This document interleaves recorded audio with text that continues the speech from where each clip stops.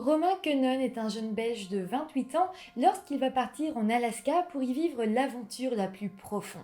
Malheureusement, quelques jours après son départ, son bateau sera retrouvé au Canada et Romain, lui, aura complètement disparu. Quels sont alors les risques d'une disparition à l'étranger et comment les prévenir ? Pour tout savoir sur la triste et mystérieuse disparition de Romain Queneun, lançons-nous maintenant dans la vidéo.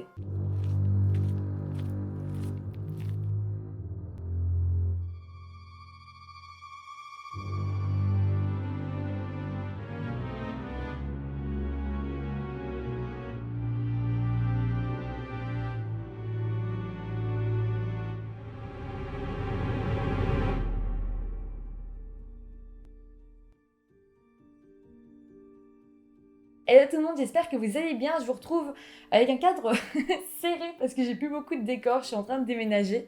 Donc voilà, je pense que ça va être la toute dernière vidéo que je vais vous faire dans mon appartement parce que je vais le rendre. Après ça, je pense que je vais filmer un peu chez mes parents et après ça, je pars pour 6 mois aux États-Unis. Je sais pas si vous le saviez. Et donc à ce moment-là, je vais un peu filmer à gauche à droite là où je pourrais. Donc normalement, il y aura toujours 2 vidéos par semaine. Mais donc on sera plus dans un décor unique, il y aura des décors un peu là où je trouverai. Bon, j'espère que ça vous perturbera pas trop, mais en tout cas, je vais toujours essayer d'être régulière et d'être là au rendez-vous à chaque fois pour vous raconter des histoires. Mais bon, en tout cas, aujourd'hui, on va parler de celle de Romain Queneun. Donc, c'est la disparition d'un Belge à l'étranger, donc ici au Canada. Et vous allez voir qu'à travers cette vidéo, je vais aussi vous donner un petit peu des petits tips, ou en tout cas comment prévenir les disparitions à l'étranger, comment essayer de partir de la manière la plus sûre possible, même si évidemment il y a des risques partout, mais vous allez voir, on va un petit peu réfléchir à ça dans cette vidéo. En tout cas, comme d'habitude, n'hésitez pas à vous abonner à la chaîne si vous aimez ce que je fais, ça m'aide énormément. Et puis maintenant, lançons-nous dans la vidéo. Romain Queneun est un jeune homme de 28 ans, ayant grandi en Belgique dans la ville de Saint-Ghislain, dans la province du Hainaut. Il est paysagiste de profession et a toujours été passionné par les voyages, la nature et même l'aventure. Romain était d'ailleurs un des nombreux fans de l'histoire de Christopher McCandless, celui qui a inspiré le film Into the Wild. D'ailleurs, j'ai fait une vidéo sur Christopher McCandless, si vous avez envie d'aller la voir, je la mets dans le petit i. Bon, en 2018, lorsqu'il a été âgé de 27 ans, Romain avait décidé de partir pour un premier voyage seul. Il voulait se rendre en Alaska et donc marcher sur les traces de son héros Christopher McCandless. Il s'était rendu au plus proche de la nature, avait fait de grandes randonnées, c'était vraiment l'aventure et ce voyage a semblé le changer complètement. Il avait appris à se déplacer seul, à se nourrir de la pêche, à dormir dans les bois et à ne pas avoir peur des animaux sauvages. Après ça, il était revenu en Belgique et évidemment, il ne pensait plus qu'à une chose, c'était repartir. D'ailleurs, à son retour, sur son Facebook, il avait écrit « J'ai vécu bien des choses, je crois maintenant avoir trouvé ce que requiert le bonheur ».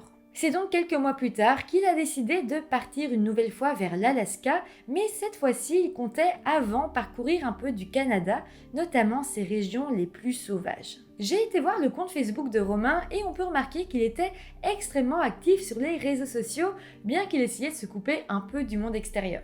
Je remarque que pendant toute l'année 2018 jusqu'à août 2019, il publie plein de photos de son voyage. D'ailleurs, presque toutes les photos de cette vidéo sont des photos que Romain a pris lui-même. Il a vraiment documenté tout son voyage, chaque lieu, chaque paysage. Alors dans aucun article, j'ai vraiment trouvé des dates de son premier voyage, mais j'ai l'impression qu'il était parti en août 2018 et qu'il était revenu en mars 2019. En tout cas, c'est toute la période pendant laquelle il a posté des photos sur son Facebook. Après ça, je pense qu'il serait reparti pour son deuxième voyage, qui sera malheureusement le dernier, en juillet 2019.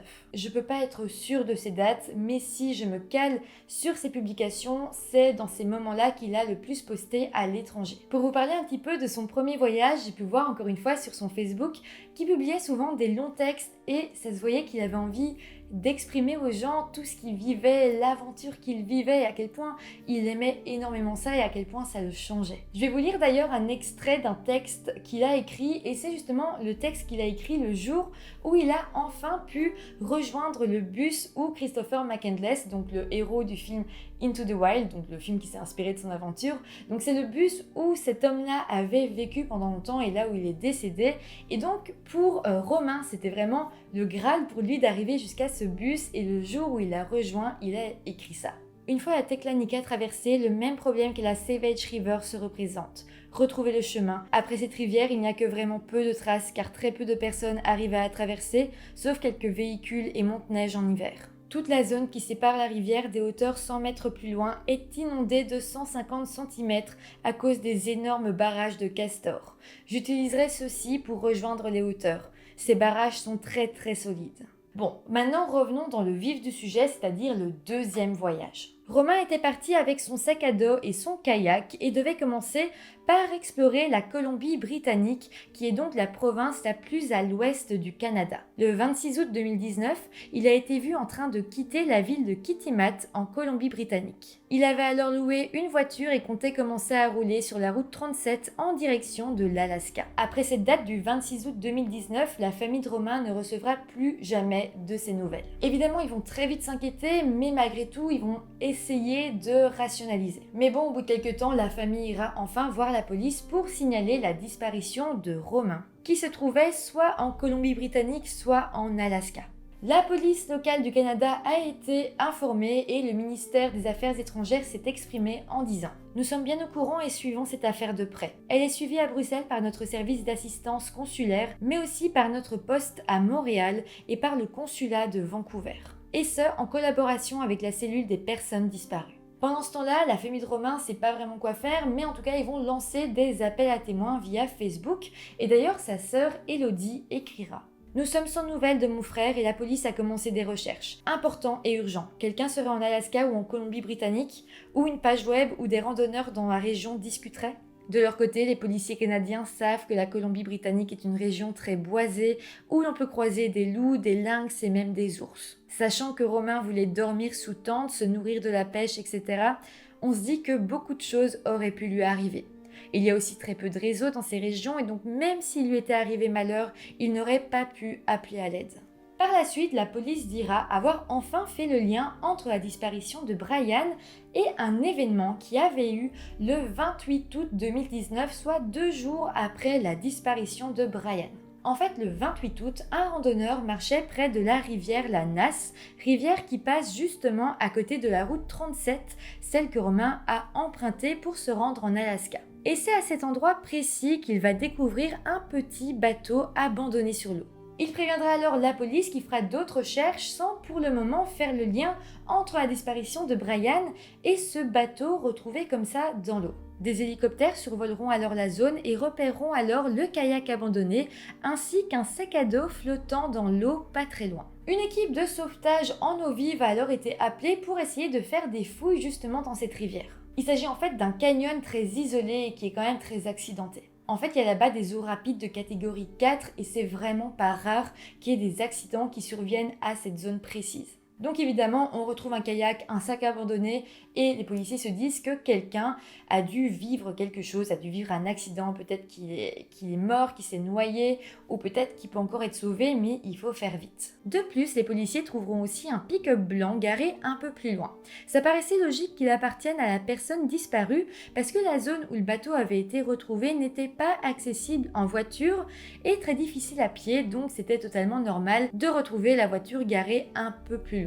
C'est finalement en septembre 2019 que le lien sera fait entre la disparition de Romain et la scène étrange retrouvée dans la rivière Nass. À ce moment-là, pour beaucoup de policiers, c'était presque sûr que Romain avait vécu un terrible accident et que peut-être il était même déjà mort. De leur côté, la famille, il faut vraiment se mettre à leur place, c'est juste atroce, ils sont au courant de tout ça, de toutes ces découvertes, mais ils peuvent rien faire, c'est à l'étranger.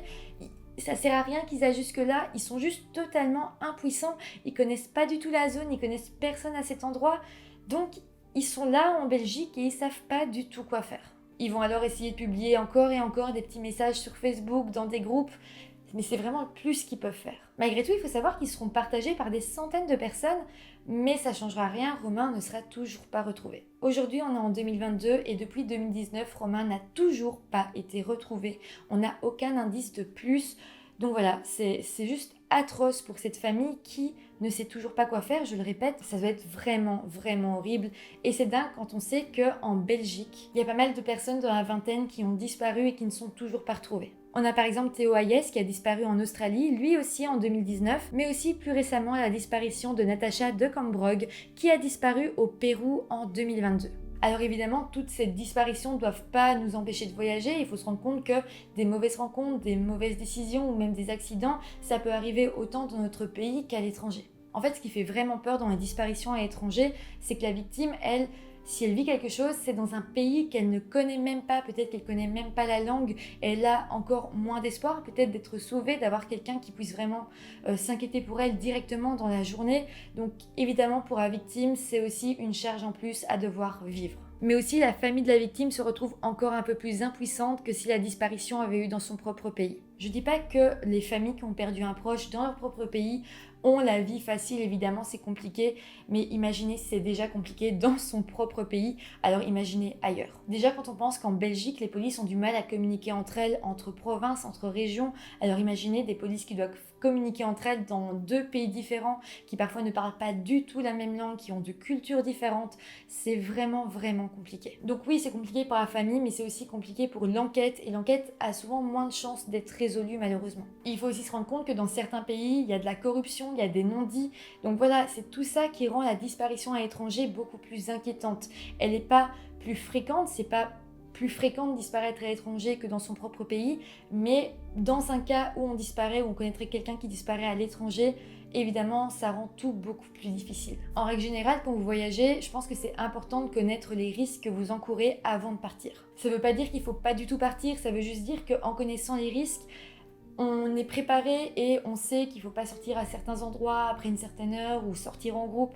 Voilà, c'est la manière de partir à l'aventure la plus safe possible. Par exemple aussi, avant de partir dans un pays, c'est toujours intéressant de connaître un petit peu le climat politique sur place. Mais aussi la criminalité. Par exemple, si vous allez dans un pays où vous vous rendez compte qu'il y a beaucoup de trafic d'êtres humains, vous saurez qu'il faut faire plus attention et donc en sachant, évidemment, vous serez un peu plus sur vos gardes. D'ailleurs, j'ai traité sur ma chaîne le cas de Loïc Goudard qui avait justement voyagé sur une île connue pour sa criminalité. Mais il ne le savait pas, il n'avait pas vraiment fait de recherche sur cette île avant, donc évidemment, en sortant sans savoir les risques qu'il encourait, ça le rendait un peu plus vulnérable. Il avait d'ailleurs été retrouvé mort là-bas et en revenant en Belgique, on avait découvert que certains organes lui manquaient. Donc voilà, je fais pas cette vidéo pour vous faire peur, loin de là. Je dis simplement qu'il faut quand même essayer de voyager en étant responsable et on peut partir à l'aventure en essayant de rester en sécurité malgré tout, en tout cas le plus possible. Aussi, ce qui est important, si vous avez un ami, un parent, un frère, une sœur à qui vous pouvez envoyer des messages pour dire où vous allez,